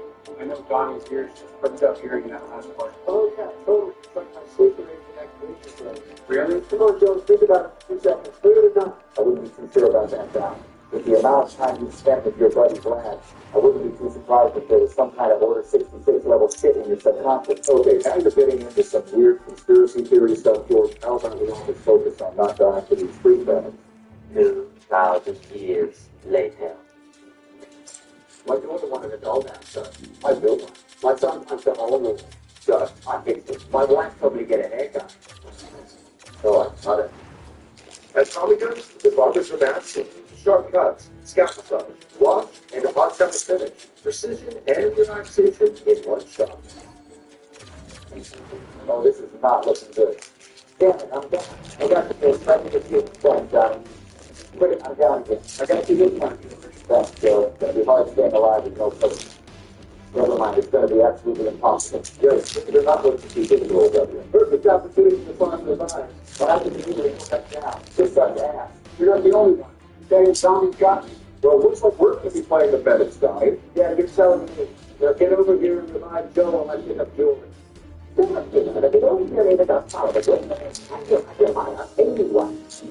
I'm seriously gonna lose it. I can't stay alive for more than like 30 seconds. Sounds like a skill issue, Bill. Donald, you literally just revived me to a group of zombies and I instantly went down again. What the fuck kind of skill issue is that? Oops, my bad, but hey, I got revived since playing. I'm completely out of ammo. This is not good. No. Yeah, come down. Hold on, Joe, I got you. I'll try and cover you. Oh, Donald, I thought you said you were going to cover me. I said I was going to try. Go and get over here and give me a hand. I don't know what you expect me to do. I'm completely tapped out in the ammo department right now. Just something about you.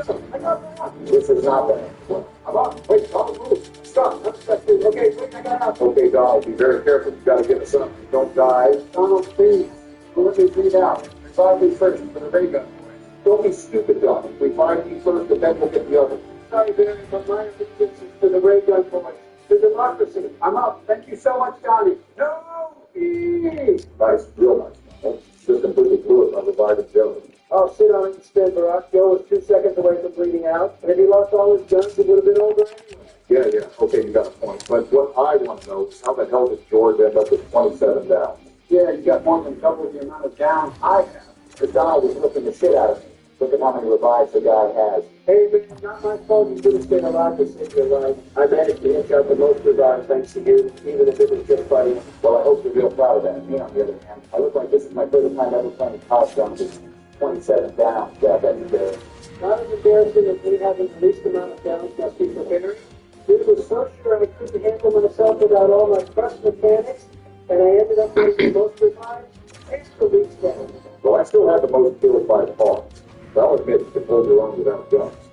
Yours, however, I get it on a nerve that sucks at video games, but whatever.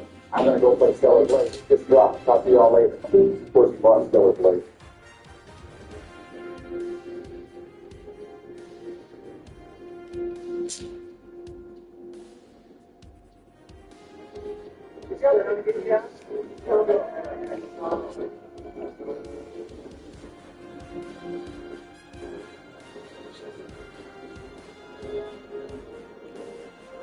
Big congrats over to Team Sweden for taking the 2026 World Junior Hockey Championship in a gold medal game against Czechia. 4-2 is the final score as Sweden finally overcomes their demons and wins their first gold medal in what seems like forever. It's not Canada, it's not the US, it's Sweden, baby. And my immediate thoughts after watching that game unfold and seeing the medal ceremony and seeing everybody shake hands and whatnot, this game gave me a bigger appreciation for this year's World Junior Tournament as a whole, as well as the way that these players and these teams conduct themselves. Maybe I'm just salty as a Canadian dude who had seen Canada lose in the semifinal game yesterday in such an embarrassing way. Canada, by the way, won bronze, 6-3 victory over Finland earlier this afternoon. But this Sweden and Czechia gold medal game was one that I think we can hang our hat on and say that maybe it wasn't the most entertaining at times, but it was a very appropriate, very tight, and very well-defended game. If anything, I feel like Team Sweden versus Team Czechia this year, it almost reminded me of Team Canada versus Team Sweden at the 2014 gold medal Olympic Games, where Canada won 3-0. Carey Price got the shutout in the gold medal game. But most people walked away out of that experience saying, man, that was kind of boring. Like, Canada just shut it down. They just compressed everything that Sweden was trying to do. They just suffocated Sweden's offense, and they lost their way to a gold medal. I'm not saying necessarily Sweden did the same thing here to Czechia, but it's what they had in mind, it seemed. Only late in the third, where Sweden started to put the foot off the gas, did we see Czechia have a fighting chance, and then they scored 2 goals to really make things interesting, only for the empty netter to seal the deal and give Sweden the victory. Ultimately, though, I feel like from the way both of these teams have conducted themselves, the way they've displayed their skill, the teamwork by Czechia, the individual talent by these Swedish top-tier guys, not to mention just the demeanor on the ice and during the ceremony, it's a really nice breath of fresh air compared to what we saw yesterday between Czechia and Canada. And I'm mostly saying that as a diss to the Canadian players because of their outrage and the abuse of officials and the unlikability factor going off the charts from that team. For the most part, I don't think anybody's going to complain about the results. Thank you, Boston, for your 2 first-round picks from this season. Absolutely amazing, and obviously something that they've been looking forward to. I'll need to add. Who can I add? They haven't won a gold medal since 2012. It's been over a decade. All those wins in the round robin have never seemed to have gotten them to the top of the mountain up until now. And just looking at the talent of the players that got them to this point, oh boy, there's a lot to like about Sweden's hockey future. Goals in the game, you've had yourselves 1-0 Kasper Justavara, who ended up getting things started in the first period. Victor Eklund in the second period brought the Swedes up 2-0, and then Sasha Bolin made things 3-0 in the third. Adam Juracek and Matej Kubiesa almost got things tied up late in that third period for Czechia. But it is ultimately Ivar Stenberg who gets the empty netter and seals the deal 4-2. Let's start out there, shall we? Ivar Stenberg, I've been seeing so many people just turn their heads at the way this guy plays the game, and for good reason. You want to talk about guys who are as close to NHL level athletes in terms of their decision making, the poise, the physicality, the way they move. Ivar Stenberg is that guy. And I think, just based off of the way he had played in this tournament, you can have a legitimate conversation that this guy is the #1 overall prospect in this year's NHL draft over Gavin McKenna. I mean, yeah, Stenberg didn't produce as many points in this year's World Juniors compared to McKenna, but then again, readiness and attitude goes a long way. We saw Gavin McKenna produce a hell of a lot of points against Denmark. Yeah, hat-trick in that game and had multiple points in other games against other teams, but when the going got tough and when the games meant more, Gavin McKenna wasn't really doing it too much. And I say that knowing that he was able to produce like crazy. It's just, I question whether or not McKenna is more of a Patrick Kane type, or he can take over a game, he can win a series, he can be the face of a team that wins a championship. Or is he more of a Mitch Marner type that does have those skills, that probably does have the ability to make it happen, but he just can't find a way to do that. He cannot lead his team to victory. Ivar Stenberg, while he may not necessarily have the vision or the puck skills that Gavin McKenna does, the guy gets results. And he's already producing a hell of a lot of points in Sweden's Pro Hockey League over there. This tournament was honestly looking pretty easy for him, the way he was able to just make things happen and control the game. Anton Fondell, third overall pick by the Chicago Blackhawks earlier last draft, he was looking like a stud too. The Swedes were dedicated by committee, and then in net you had yourselves a very strong Love Harnstown, who was able to go out there and do his thing. I mean, this Swedish squad, they deserve it. It came up against a very difficult Czech squad with some good scorers themselves. Wojtek Sihas was doing extraordinarily well this entire tournament. And then you have those guys on D, Galbraiths, and Adam Juracek, both just smothering competition, scoring some points. There was so much to like out of Team Czechia this season, and they deserved the silver medal.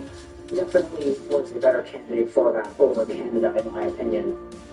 But ultimately, it's Team Sweden's what is it, third overall gold medal in World Junior Hockey history. They had only won in 1981 and 2012. So seeing them actually get back up there in the gold column, it's awesome. Totally deserved for this team. They're deep. They play with intensity. They were able to suffocate Czechia for most of this gold medal game. And honestly, I don't really think Czechia had much going for them in the first and second periods, other than like a post here and there.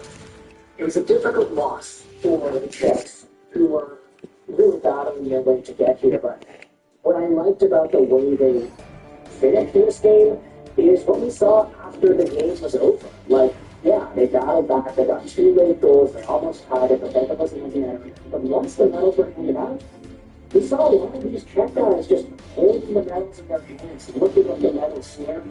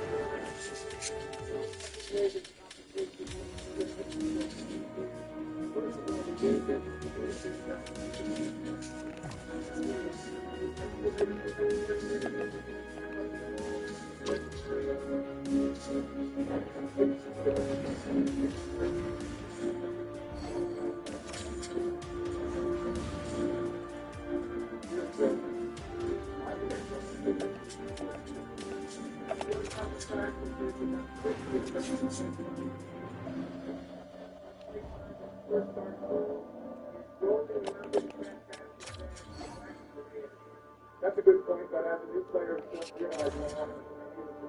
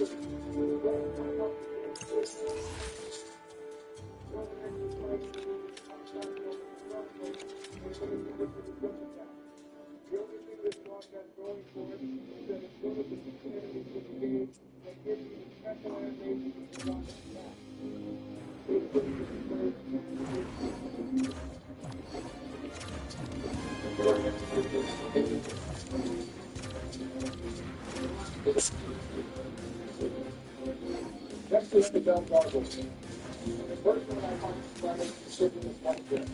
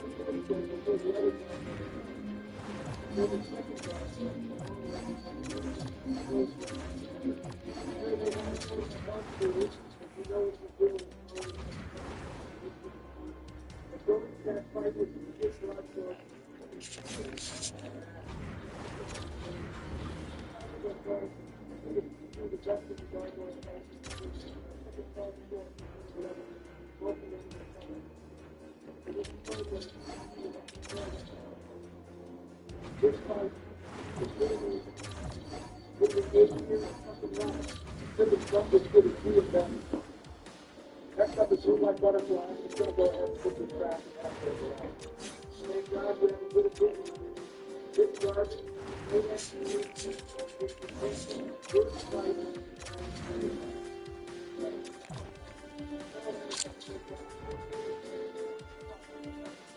No fucking way you're supposed to.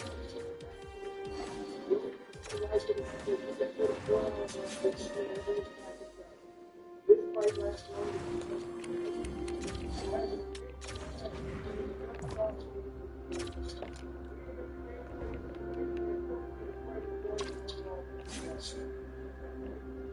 you got through my left side, so the fight is out. Next up is Dr. Newman. F here, F here, F here, F here, F here. This fight is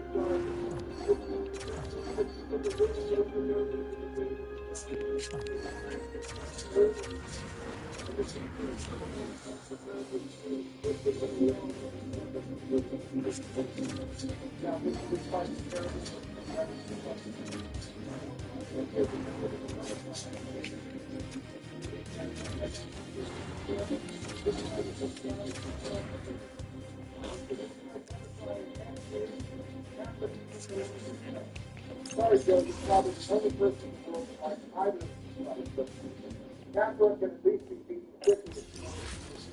Let's beat it by some two over the top. Next up is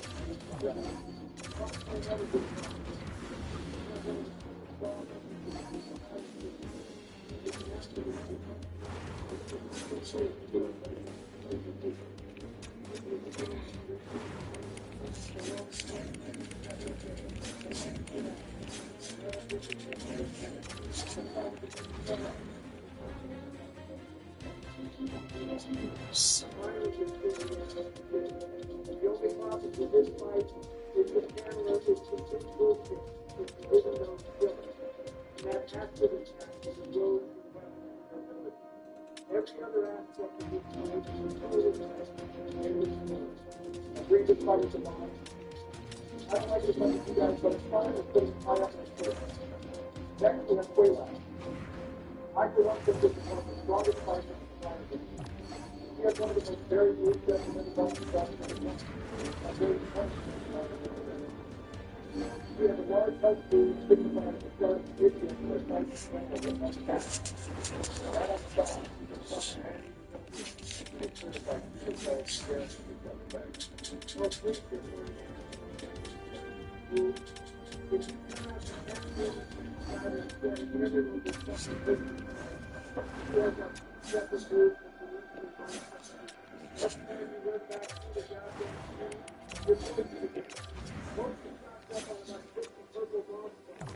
If you have an unfair weapon, this fight will take you literally the first to fair to this fight. There will only be human quality. Nothing like a whole lot of work will take place. Most will have it to take back and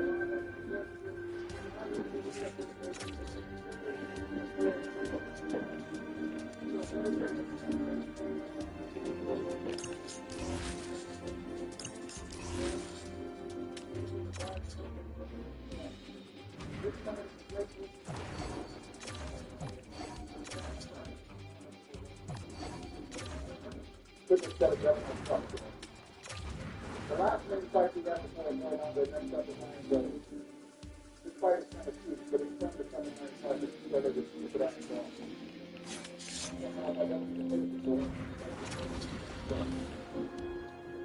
Also, there's some good guys just to be the list about the other front, because everyone that's what it's saying.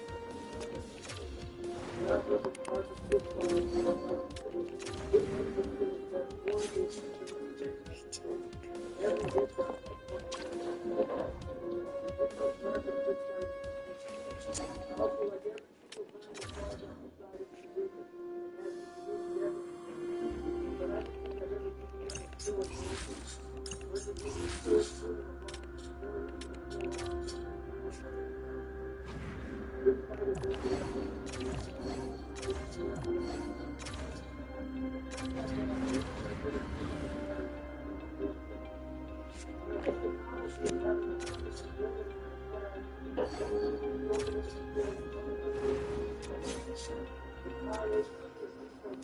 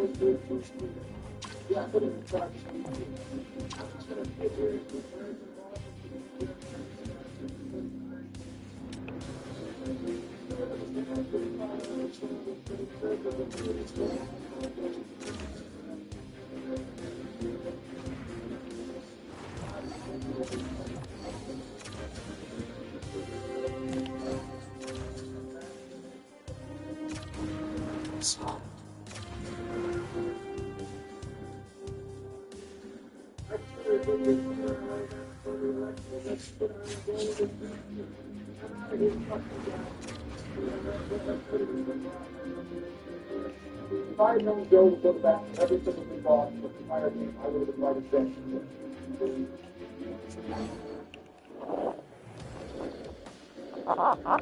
All right, guys, next up is one. This fight is straight from the start. The second phase is this is easily one of the best fights in the entire series. Probably the best fight in the series. There's probably no one in the entire world that this fight is fucking time.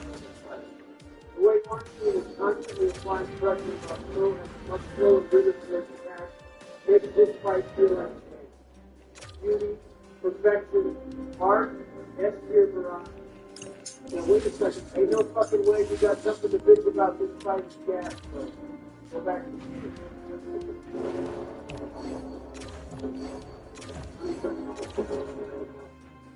Anyway, what was I saying?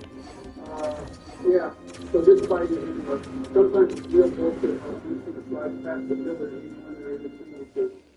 And it's kind of lame because they real I don't care, it didn't matter. What you're raising your views, I'm putting these things on their throne at the top of X series. Now, time for the post wars after this, I'm going to be honest, most of these fights are fine. That's just next. One of the better fights.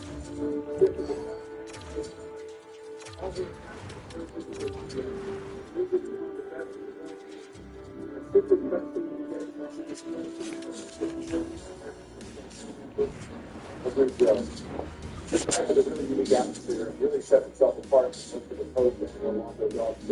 I must be in here. This fucking place is built. I here for this fight, no way. This is fucking wrong. That's fucking attack. You literally don't even need to go. Just walk forward and go back. This kid is so easy, my God.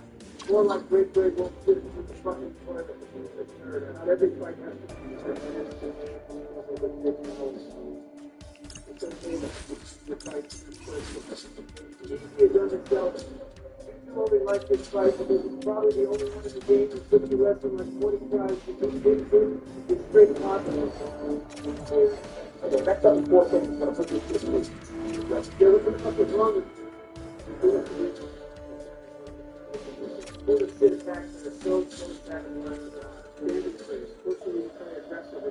First of all, the attacks are lame as hell. The lack of depth perception in the arena makes dodging half of them annoying as shit. Secondly, the idea of the GPS race and studying what these games are about. Playing your own way to tackle the challenge. Also know that 4 teams can respond is the stupidest shit for a fight as a pure match.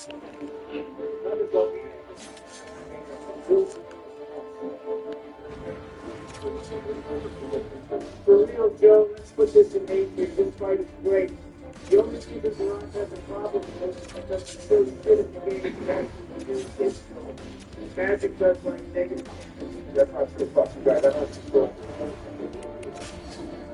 Whatever next time it's you deserve it after now, I'm good at that. You go down to the catacombs earlier than intended, he's impossible to kill because he spawns a shitload of clones and can easily one-shot them. You're going to go later in the game and straight up kill him in 3 seconds, bro. Such a funny guy.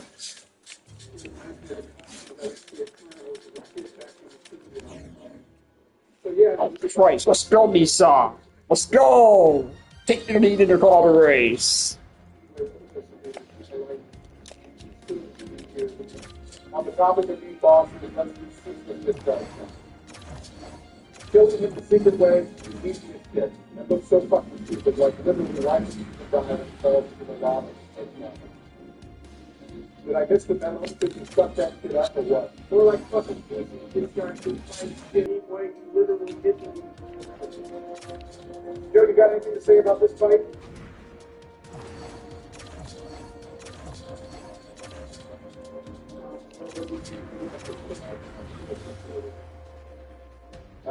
Joe, we're on.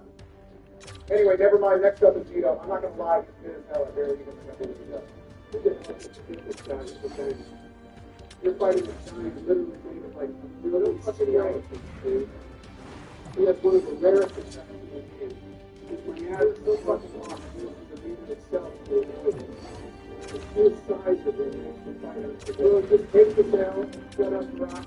Hurry up and put him in seat before the shootout bastard keeps going. I literally do not have the mental fortitude to argue with a Negro opponent. No cap, next up is seat. I don't know about you guys, but when I watched the opening cutscene, I was hyped as fuck to fight this guy, but in-game there's only no bridge mechanic as a gimmick that takes anyone non-toggle about 3 seconds to figure out. On job, this fight is garbage. Getting the moonlight greatsword is more painful than passing the kidney stone. And if you didn't get it while he was stunned from breaking his crystal, then you might as well dark side the starry ass out and move back. He also has the longest mustache of any boss. His two dildos who swing around have garbage hits. First dildo, he went straight up to the mustache. Steve is cool as hell, and every person is a brain with it. He's one of the most two dragons in the series, and they're really the spoon of shit. The spoon gets to be spicy and relaxed, excuse me? Are you fucking playing with me? There are literally like 3 dragon fights every game, and Steve is the one of those dragon equivalents.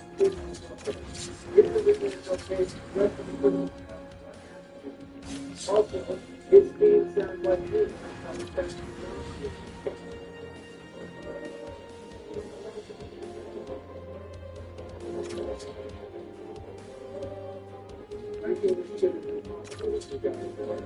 Joe, we stopped last time, and your sorry ass kept defending the city of Boston. You're literally doing like any of these fights.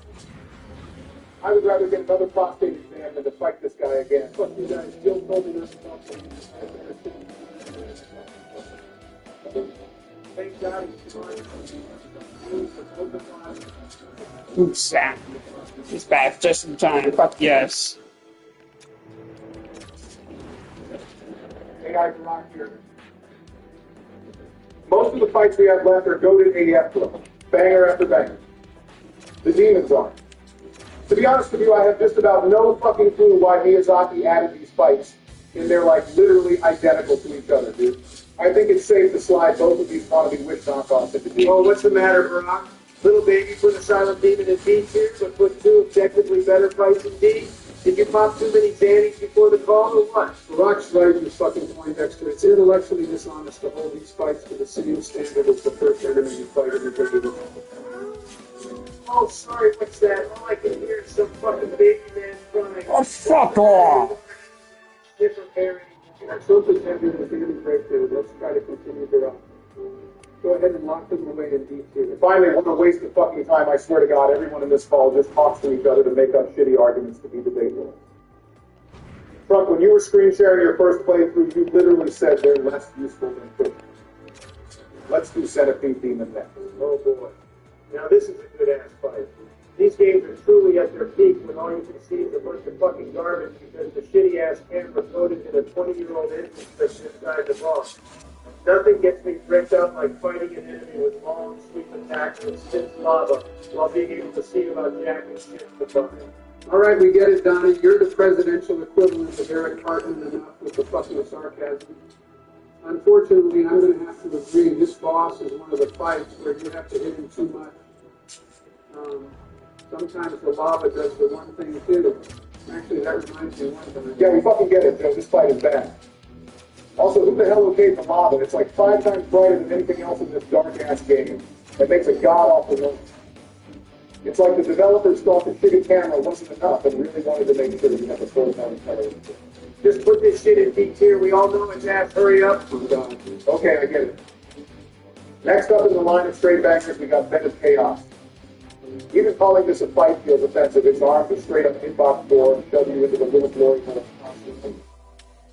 The only good thing about this shit is thinking about having to do it again reminds me that things can always be good. For real, Barack, this fight makes Dragon God and Yorm look like they belong in the fucking Louvre. VOC, on top of being complete unadulterated dog shit, also has one of the longest runbacks in the game and probably the series. VOC is cheeks and doesn't need any more justification to put it in F tier. No one likes this shit. Hey, wait now to be honest. I think Trump sends the bullshit that was seconds away from coming out of your mouth and left. All I was going to say was I think this fight gets a lot of unwarranted hate.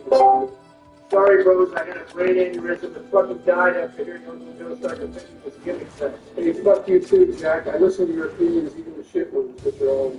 Go conceive, bitch. Anyway, the point is, I kind of like BBC. Bro? I said I kind of like VOC. It's not amazing or anything, but I can appreciate the developer's intention of making a wholly unique fight. Sure, it flopped, but not everything can be a winner. Yeah, if it took me like 40 years to become president, I'd be telling myself not everything can be a winner too. For real, that's some fucking coke, Joe. This shit is going in after you can cry about it. Thank God all the boxes left are gas. Easel being released during my presidency was my greatest regret. Hey, can we do Gwendolyn next, please? The fight is just really amazing. I just know I'm going to regret asking this show. Why do you want to do Gwendolyn next so fucking bad? I've been waiting like 20 minutes to talk about her. She's just so Joe? She reminds me of Jill when we first met. Oh my God. The fight is also really cool. I know it's simple, but she's kind of like an obstacle course. Pretty fun. Pretty convincing A tier, if I do say so myself. Joe. 2 things. First of all, the fight is mid. What are you talking about? Gwendolyn literally has 3 attacks, the crossbow 1, the magic bone, and the magic spur. You also fight them the same exact way no matter what build you have, which is a hallmark of a terrible fight. C tier at best. Second, Gwendolyn's a man Joe. You are so fucking fast. Joe, you spent half your playthroughs reading the wiki, and you're trying to convince me you didn't know Gwendolyn was a man.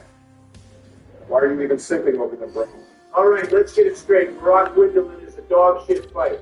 But there's nothing wrong with being into a little femboy snake hussy, you fucking bigot. Wendy is so much better than I thought. Holy shit, guys, can I change my vote to S tier? Wait, I'm lost. What the fuck is a snake hussy? Snake pussy, bro. It was like word of the year. You should know what that means. You're married to Michelle. Fuck you, too. Bill was right last time. You guys are some haters. On the subject of Coomer Babes, we got crossbreed Priscilla. I love that the fight features 2 unique mechanics in being able to skip her entirely, and her invisibility. I also... She's S tier. Hell opinion on God. Wow, what a cool mechanic not being able to see the boss. So exciting, so enjoyable, amazing. Her like one sweeping attack that you can easily dodge on accident half the time is peak from software, bro. And then there's her weapon. Have either of you bozos ever actually tried cutting that shit off? I swear it's